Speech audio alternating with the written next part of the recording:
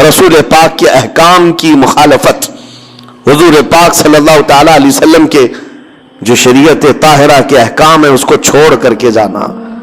ایک حدیث میں آپ کو سناؤں تو آپ کو اندازہ ہوگا کہ دین کیا ہے، جس پہ ہم چل رہے وہی دین ہے یا نہیں۔ ہم سب کو سوچنے کی ضرورت ہے۔ ہم ٹوپیاں لگا کر کے ہفتے میں ایک مرتبہ جھک جائیں تو اسی کو دین سمجھتے ہیں ہم، یا صرف کپڑوں کا نام دین ہے، صرف داڑھی کا نام دین ہے؟ اسلام کس کا نام؟ میرے آقا صلی اللہ علیہ وسلم فرماتے ہیں لا یؤمن احدکم حتی یکون ہواہ تبعا لما جئت بہ، تم میں سے اس وقت تک کوئی مومن نہیں بن سکتا جب تک کہ اپنی خواہشات کو میری مرضی کے مطابق نہ کر دے۔ تمہاری اپنی خواہشات حضور کی مرضی کے مطابق جب تک نہیں کرو گے تب تک پورے مومن نہیں بن سکتے۔ اسی لیے تمہیں پوچھنا ہوگا کہ مجھے جینا کس طرح سے ہے۔ حضور نے جو فرمایا مجھے اسی طرح سے جینا ہے۔ نبی پاک صلی اللہ علیہ وسلم کی جو مرضی ہے اس کے حساب سے چلنے کا نام دین ہے۔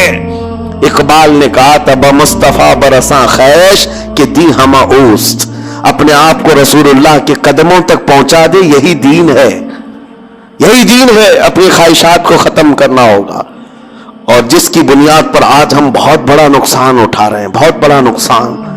نبی اور رحمت صلی اللہ تعالی علیہ وسلم کے احکام، ان کے اقوال کو ہلکے میں لیتے ہیں۔ آج آپ کو پتا ہے اس رسول کو اللہ تعالیٰ نے ہمارے درمیان مبعوث فرمایا جو پورے کائنات کے لیے رحمت ہے، اور وہ ایسا عظیم رسول جس کی امت میں پیدا ہونے کے لیے پچھلے نبی دعا کرتے تھے۔ اس قدر تمہیں قسمت سے اور بہت بڑے نصیب سے نوازا گیا، لیکن ہم نے اس کو ہلکے میں لینا شروع کیا۔ ہم اپنی مرضی سے دین کے اس پر عمل کرتے ہیں۔ آج حالات یہی ہیں، ہم کو جیسا من کرے ویسے ہم جینے کی قائل ہیں، ویسا نہیں جیتے جیسے رسول کی خواہش۔ آپ کو پتہ ہے صدیق اکبر رضی اللہ تعالیٰ عنہ کا ایمان کیا تھا؟ گھر میں موجود ہیں، نماز پڑھ رہے تھے، اچانک رسول کریم صلی اللہ علیہ وسلم تشریف لائے۔ دروازے سے اندر حضور آئے اور حضرت ابو بکر صدیق کی نماز ہو چکی تھی۔ حضور جیسی آئے کھڑے ہو گئے۔ جس کے گھر نبی پاک صلی اللہ علیہ وسلم آئے اور وہ بھی صدیق اکبر کے گھر، تو خوشیوں سے آپ حضور کے آگے پیچھے ہو رہے تھے۔ نبی پاک صلی اللہ علیہ وسلم سیدھے حجرے میں اندر گئے۔ وہاں ایک بکسہ رکھا ہوا تھا، چھوٹا سا ایک باکس رکھا ہوا تھا۔ اس کو کھولا تو اس میں کچھ مال تھا، کچھ رقم تھی۔ نبی پاک صلی اللہ علیہ وسلم نے وہ اٹھایا اور کہا ابو بکر یہ میں فلاں کام کے استعمال کے لیے لے جا رہا ہوں، یہ نہیں کہ اجازت ہے، لے جا رہا ہوں۔ صدیق اکبر کی آنکھوں میں آنسو آئے۔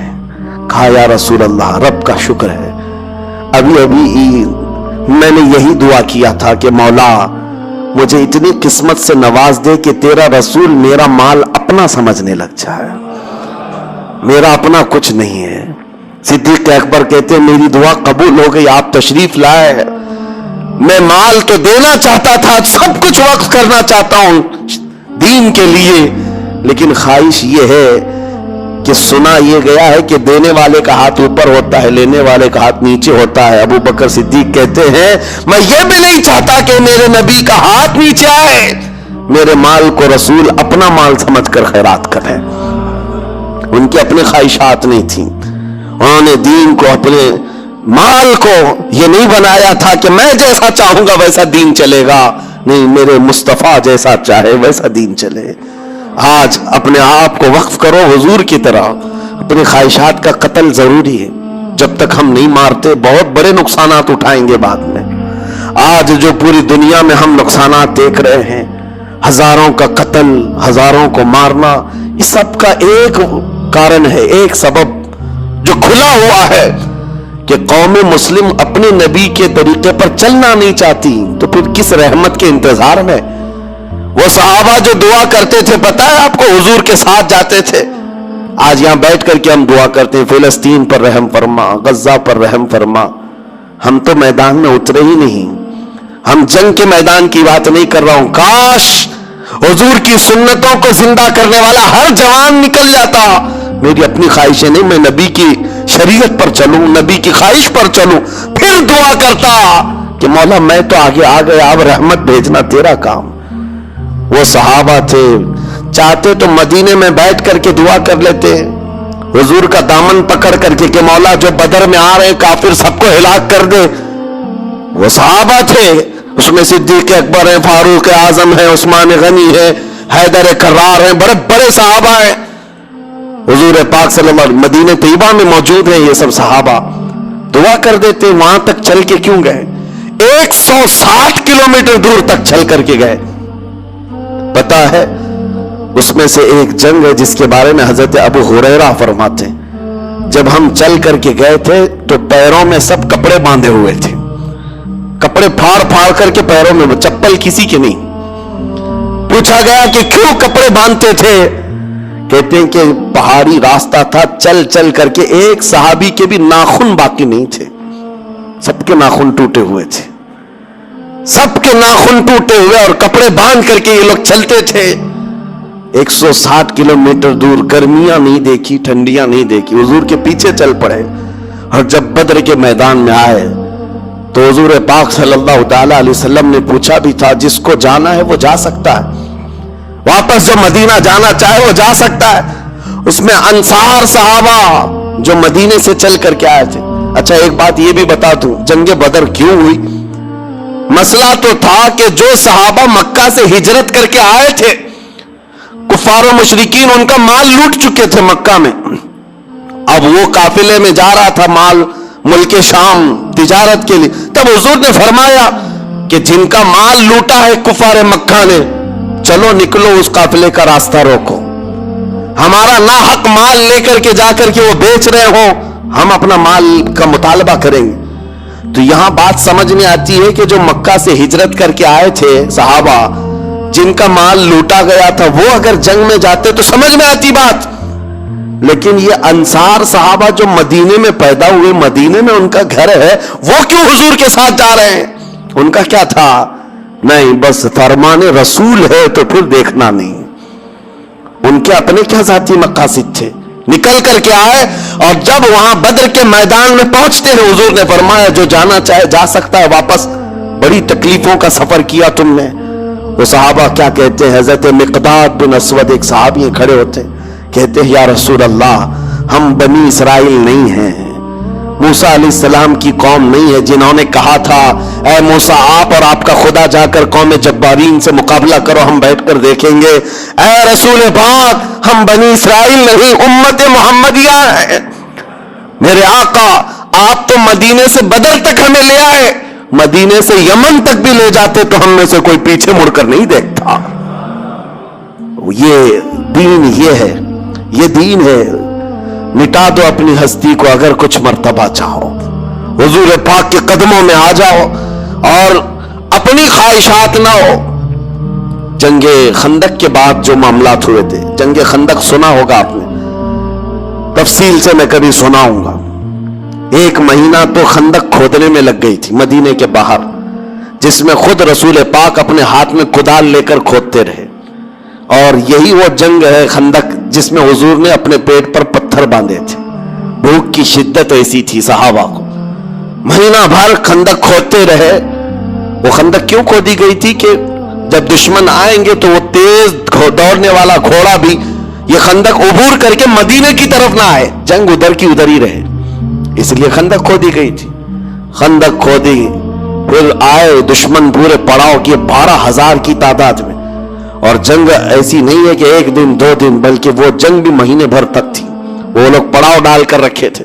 اور ادھر صحابہ مدینے سے باہر ہیں، ان کے بچے ہیں، بیویاں ہیں، گھروں میں ہیں، ان کو سامان کون دیتا، ان کے گھر کون چلاتا، اور پلس یہ ہے کہ کھانے پینے کی کوئی چیز نہیں ان کے پاس۔ جنگ خندق کے موقع پر ایسا تھا، 1 کھجور 10 صحابہ کھایا کرتے، 1 کھجور، اور دن بھر اسی طرح رسول پاک صلی اللہ علیہ وسلم کے ساتھ کھڑے تھے، یہاں تک کہ دشمنوں کی فوج میں گوشت بھونا جا رہا ہے، روٹیاں پکائی جا رہی ہیں، سالن کی خوشبوئیں آ رہی ہیں، لیکن مجال ہے۔ ایک روایت مجھے بتا دو کہ رسول پاک کے صحابہ نے کبھی ان کے کھانے کو دیکھ کر کے یہ سوچا ہو ادھر کی پارٹی میں جائیں گے کچھ کھانا مل جائے گا، روٹی بوٹی مل جائے گی، بلکہ یہاں تک کہ نبی پاک صلی اللہ علیہ وسلم نے فرمایا کہ بھوک نے تمہیں پریشان کر دیا ہوگا اور ادھر سے کھانے پینے کی خوشبوئیں آتی ہیں.